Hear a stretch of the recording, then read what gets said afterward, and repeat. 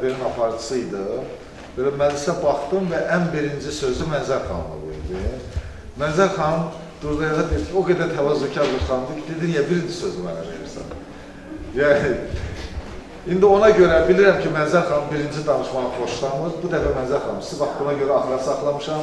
Axır deyil hələ, amma axıra yaxın. Buyurun. Söz sizindir.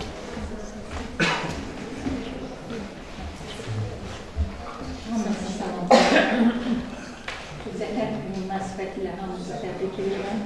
Doğrudan da bir Zəfər bayramı çox müqəddəs bayramdır. Necə bizim Novruz bayramımız, Qurban bayramımız müqəddəsdir. Bu bayram da həmişə müqəddəs olacaq. Həmişə də dünya var olduqca biz bu bayramı yaşadacaq.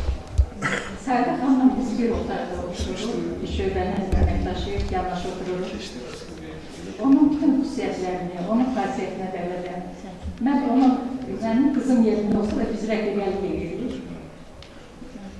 Bir yerdə bütün fikirlərimiz, ədəbiyyata münasibətlərimiz, həmişə söhbətlərimiz olur. Sədə xanım haqqında məndən çox yazır doğrudan, kitablarıma da söz yazır. Ondan başqa bu kitabda da geniş təlim verilir. Janr xüsusiyyətlərindən, onun bəzi obrazın, dilini izahını çox verib, ona görə ona təşəkkür edirəm. Sədə xanım tək alim deyil, onun çox gözəl hekayələri var.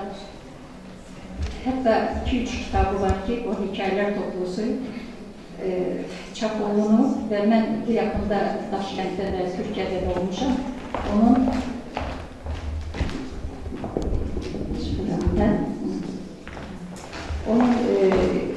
əsərlərindən də deməli, hekayələrin haqqında, hekayələrdə refleksiya, yaradıcılığında refleksiya və bunlar haqqında mən konferanslarda iştirak eləmişəm. Sədə xanıma mən, onun qızı da çox gözəl şairədir, xaricdə yaşayır, hüquqşünasdır Sədə və çox gözəl kitabları var. Onu da mən təbrik edirəm. Sədə, mən səni ürəkdən təbrik edirəm. Sənə uğurlar arzulayıram.